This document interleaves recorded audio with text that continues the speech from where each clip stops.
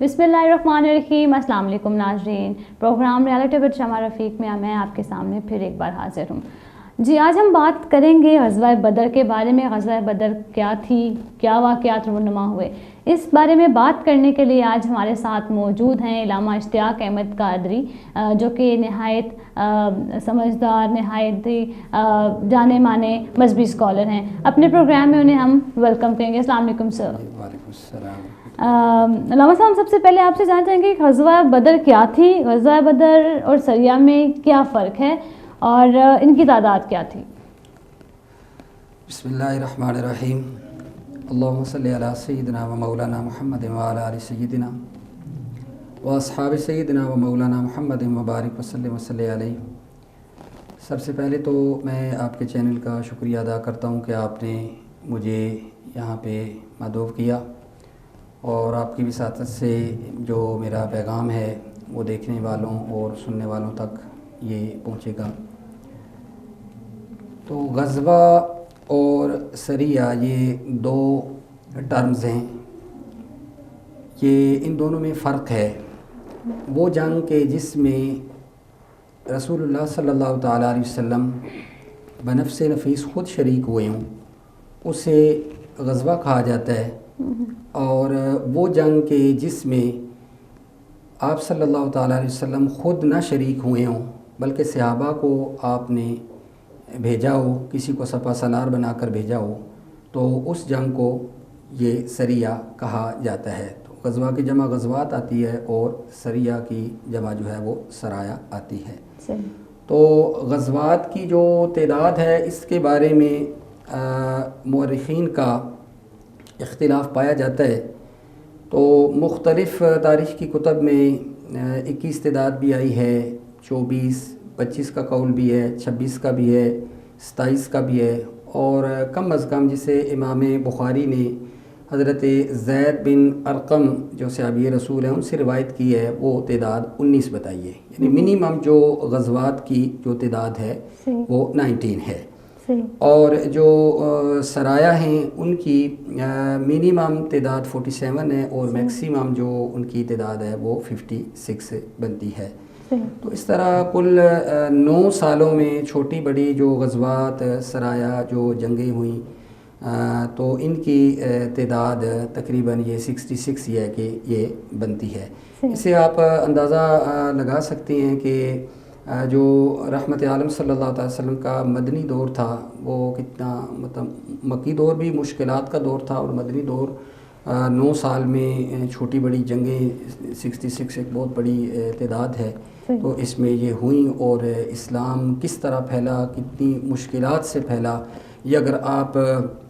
इन ग़ज़वात का आप मुताला करें, इन्हें पढ़ें, तो आपको अंदाज़ा होगा कि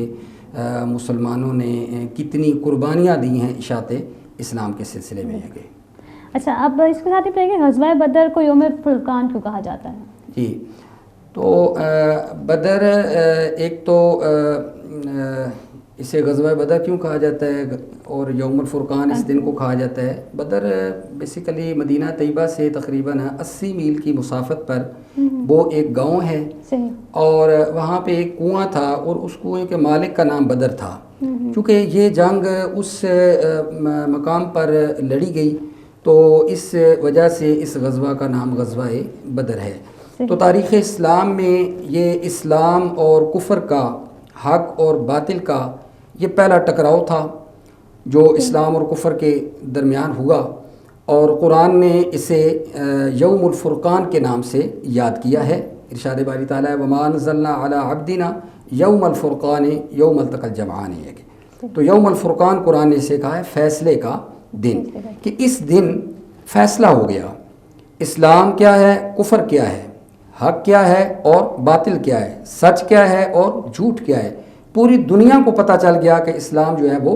हक़ मज़हब है, कि बावजूद कि मुसलमान इस ग़ज़वा में मुसलमानों की स्ट्रेंथ जो थी वो कम थी, 313 तादाद थी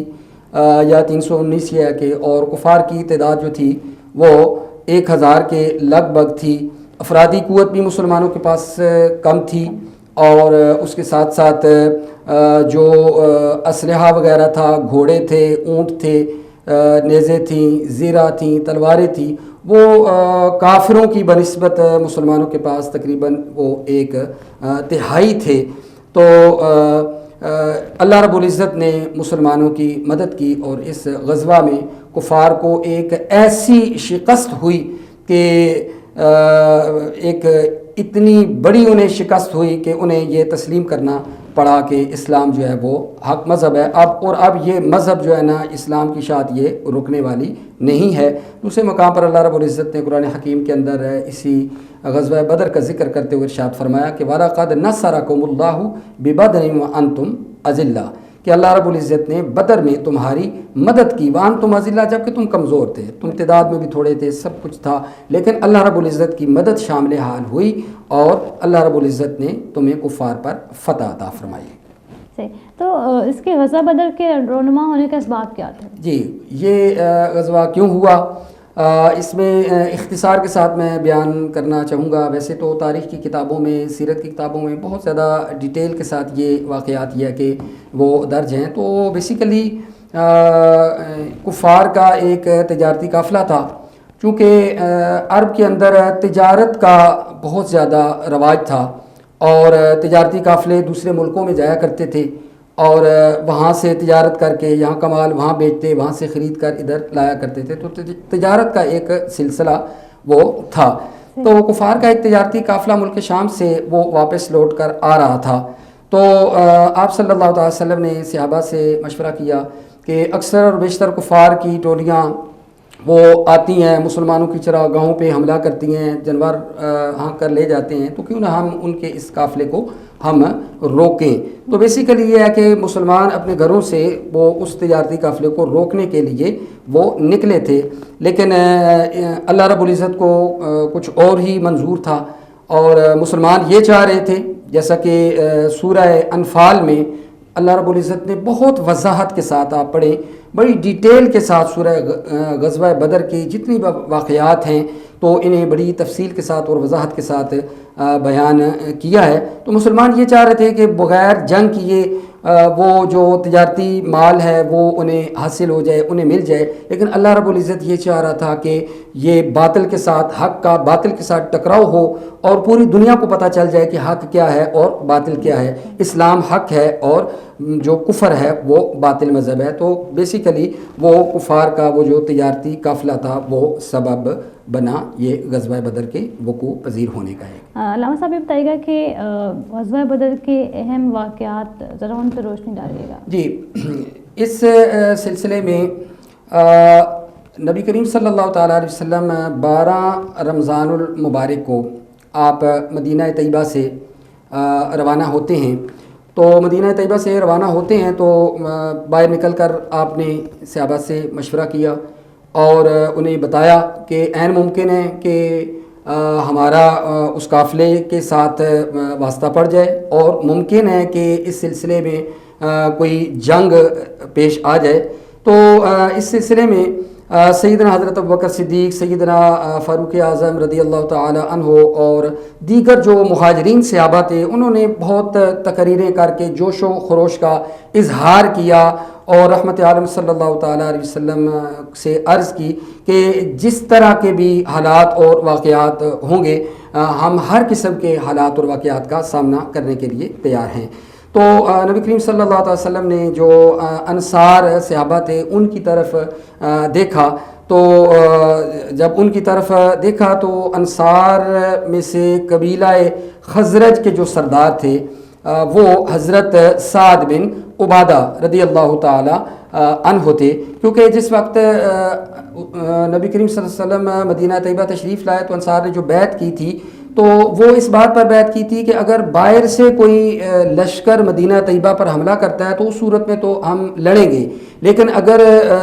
ہمیں باہر جا کر کہیں دوسری جگہ جنگ کرنا پڑتا ہے تو ایسی صورت میں ہم نہیں لڑیں گے۔ تو آپ صلی اللہ علیہ وسلم ان کی رائے لینا چاہتے تھے، چونکہ یہاں پہ جو معاملہ تھا یہ مدینہ طیبہ سے باہر نکل کر جانے کا معاملہ تھا۔ تو حضرت سعد بن عبادہ رضی اللہ تعالی عنہ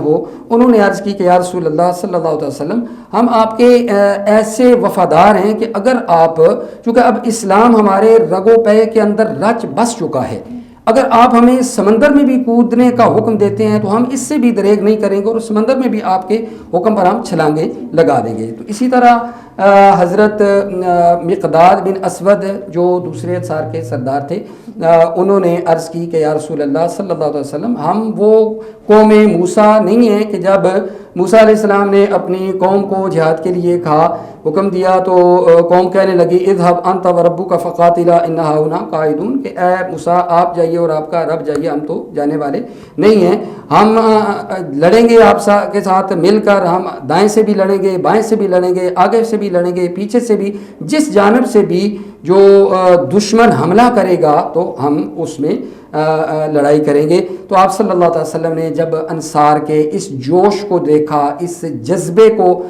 دیکھا، تو آپ صلی اللہ علیہ وسلم کا جو چہرہ مبارک تھا وہ خوشی سے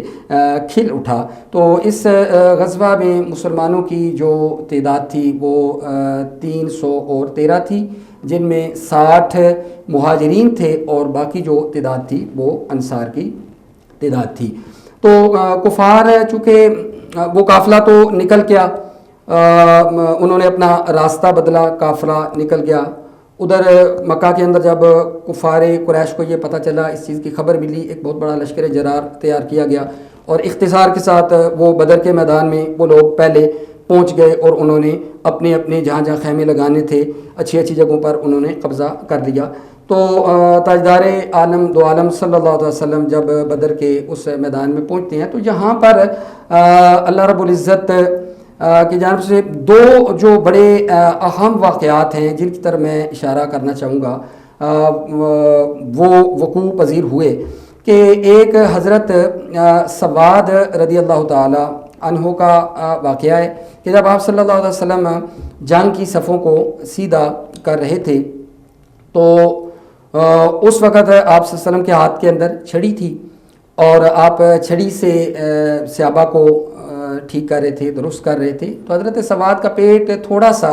وہ آگے بڑھا ہوا تھا، تو آپ صلی اللہ تعالیٰ علیہ وسلم نے چھڑی ان کے پیٹ پر ماری اور فرمایا کہ استوی یا سواد، کیا سواد آپ سیدھے ہو جائیں۔ وہ پیچھے ہو گئے تو انہوں نے عرض کی کہ یا رسول اللہ صلی اللہ علیہ وسلم آپ نے میرے پیٹ پر چھڑی ماری ہے تو میں آپ سے قصاص لینا چاہتا ہوں، تو میں اس کا بدلہ لینا چاہتا ہوں۔ تو آپ صلی اللہ علیہ وسلم نے ارشاد فرمایا کہ اے سواد آپ لے لیں۔ تو چنانچہ آپ صلی اللہ علیہ وسلم نے اپنا پیراہن جو تھا وہ اٹھایا، تو جب وہ اٹھایا تو اب حضرت سواد رضی اللہ تعالیٰ عنہ کا آپ ذرا جذبہ عشق دیکھیے، جذبہ محبت دیکھیے، حضور کی ذات کے ساتھ والہانہ تعلق جو تھا، وارفتگی کا جو ایک ہر بندہ مومن کا رحمت عالم صلی اللہ علیہ وسلم کی ذات کے ساتھ ہونا چاہیے۔ تو حضرت سواد دوڑے اور دوڑ کر حضور کے ساتھ چمٹ گئے، آپ کے شکم مبارک کو بوسہ دیا، لپٹ گئے، رونے لگے اور ان کی اس محبت بھری ادا کو دیکھ کر صحابہ نے رش کیا اور انہوں نے عرض کیا کہ یا رسول اللہ صلی اللہ علیہ وسلم میں نے یہ حرکت اس لیے کی ہے کہ جنگ کا میدان ہے اور میں دیکھ رہا ہوں کہ عین ممکن ہے کہ میری شہادت ہو جائے اور ایسے لمحے میں میرا جسم آپ کے بدن کے ساتھ مس کر جائے، چونکہ جو چیز آپ کے بدن کے ساتھ مس کر جائے اس پر جہنم کی آگ وہ حرام ہو جایا کرتی ہے۔ تو ایسے لمحے میں میری محبت نے یہ گوارا کیا، میرے دل کے اندر یہ خواہش پیدا ہوئی کہ میرا جسم آپ کے جسم کے ساتھ مس کر جائے، تو اس لیے میں نے یہ عرض کی ہے، تو چنانچہ میں اپنا قصاص جو ہے یہ معاف کرتا ہوں۔ تو یہ ایک محبت کی بات تھی اور اس سے ہمیں یہ سبق ملتا ہے کہ نبی کریم صلی اللہ تعالیٰ علیہ وسلم کے جو صحابہ تھے ان کا حضور کی ذات کے ساتھ کتنا پیار کا رشتہ تھا، کتنا محبت کا رشتہ تھا، اور ہر بندہ مومن کو رحمت عالم صلی اللہ تعالیٰ علیہ وسلم کے ساتھ ایسا ہی ایمان کا رشتہ، محبت کا رشتہ، پیار کا رشتہ یہ ہونا چاہیے۔ یہی ہمارے ایمان ہے، یہی ایمان کی جان ہے۔ دوسرا جو اہم واقعہ وہ عہد کی پابندی، وعدے کی پابندی کے حوالے سے اس جنگ میں پیش آیا۔ حضرت حذیفہ بن یمان اور اس کے ساتھ ساتھ حضرت ابی حسیل رضی اللہ تعالیٰ عنہما، یہ مسلم شریف کی حدیث ہے، آپ دونوں کہیں سے آ رہے تھے، کفار نے انہیں راستے میں روک لیا اور انہیں کہا کہ تم مسلمانوں کی مدد کرنے کے لیے جا رہے ہو، تو ان دونوں نے وعدہ کیا کہ ہم جنگ میں شریک نہیں ہوں گے، ان کی مدد نہیں کریں گے، چنانچہ کفار نے انہیں چھوڑ دیا۔ جب یہ لشکر کے ساتھ آ کر ملے تو نبی کریم صلی اللہ علیہ وسلم کو انہوں نے ساری داستان بیان کی کہ ہم نے کفار سے یہ عہد کیا ہے کہ ہم جنگ میں شریک نہیں ہوں گے. تو آپ صلی اللہ تعالیٰ علیہ وسلم نے ارشاد فرمایا کہ تم چونکہ کفار کے ساتھ وعدہ کر کے آئے ہو، لہٰذا ایسی صورت میں ہم عہد کی پابندی کریں گے. جنگ کا یہ میدان کہ جہاں پر ایک ایک شخص کی بڑی قدر و منزلت ہے، بڑی قدر و قیمت ہے، تو ایسے لمحے میں نبی کریم صلی اللہ تعالیٰ علیہ وسلم نے کفار کے ساتھ کیے ہوئے اس وعدے کی پابندی کا درس دیا، اور اس ضمن میں آپ نے اپنے قیامت تک کے آنے والے جو امتی ہیں ان کے ساتھ وعدوں کی پابندی کا درس دیا کہ اگر مشکل سے مشکل بھی معاملات ہوں اور حالات واقعات ہوں، اگر تم نے کسی قوم کے ساتھ، کسی جماعت کے ساتھ کوئی وعدہ کیا ہے تو تمہیں چاہیے کہ تم اپنے اس وعدے کی پابندی کرو اور ایفائے عہد کرو. تو بہت سارے واقعات ہیں، ان میں سے یہ ایک دو واقعات جو تھے یہ میں نے آپ کے سامنے یہ پیش کیے. صحیح. علامہ صاحب بتائیے کہ جنگ سے قبل جو رسول صلی اللہ علیہ وسلم نے دعا مانگی تھی وہ کیا تھی؟ جی، میدان جنگ میں نبی کریم صلی اللہ علیہ وسلم کے لیے ایک عریش یعنی ایک چھپر وہ بنایا گیا تھا. کو جنگ سے ایک روز قبل آپ صلی اللہ علیہ وسلم رات کو وہاں پر گڑ گڑا کر اللہ کی بارگاہ کے اندر روئے، اور قرآن نے سورہ انفال میں اس کا ذکر کیا کہ اذ تستغیثون ربکم فاستجاب لکم انی ممدکم بالف من الملائکۃ مردفین. نبی کریم صلی اللہ علیہ وسلم اللہ کی بارگاہ کے اندر التجا کر رہے ہیں کہ یا باری تعالیٰ، آج یہ جو مٹھی بھر مسلمان ہیں تیرے نام کی سربلندی کے لیے اپنے گھروں سے یہ نکل پڑے ہیں اور یہاں پر جمع ہوئے ہیں، اے اللہ ان کی تو مدد فرما، غیب سے مدد فرما. آج اگر ان کی تو نے مدد نہ کی تو کہیں ایسا نہ ہو کہ کل روئے زمین پر تیرا نام لینے والا کوئی باقی نہ رہے. تو گڑ گڑا کر آہو زاری کے اندر ڈوبی ہوئی بہت ساری آپ صلی اللہ علیہ وسلم نے دعائیں کی. تو سیدنا صدیق اکبر رضی اللہ تعالی عنہ کہ جو دربان کا کام کر رہے تھے اور اس عریش کی حفاظت کا ذمہ وہ ان کا تھا، انہوں نے جب دیکھا کہ رحمت عالم صلی اللہ علیہ وسلم انتہائی آہوزاری اور گڑ گڑا کے کر اللہ کی بارگاہ کے اندر رو رہے ہیں اور دعائیں کر رہے ہیں، اور آپ کے جو دوش مبارک ہیں اس سے چادر گر جاتی ہے، تو انہوں نے چادر اٹھائی، حضور کے دوش مبارک پر رکھی اور عرض کی یا رسول اللہ صلی اللہ علیہ وسلم، یقیناً اللہ رب العزت اپنا وعدہ پورا فرمائے گا جو اس نے مسلمانوں سے آپ سے وعدہ کیا ہے، اور اس کی نصرت شامل حال ہوگی. چنانچہ اللہ رب العزت نے ملائکہ کے نزول کی بشارت دی. پہلے 1000 فرشتوں کا بتایا گیا کہ 1000 فرشتے تمہاری مدد کے لیے آئیں گے، پھر 3000 فرشتے، اور پھر اس کے بعد 5000 فرشتے ان کے نزول کی بشارت دی گئی ہے.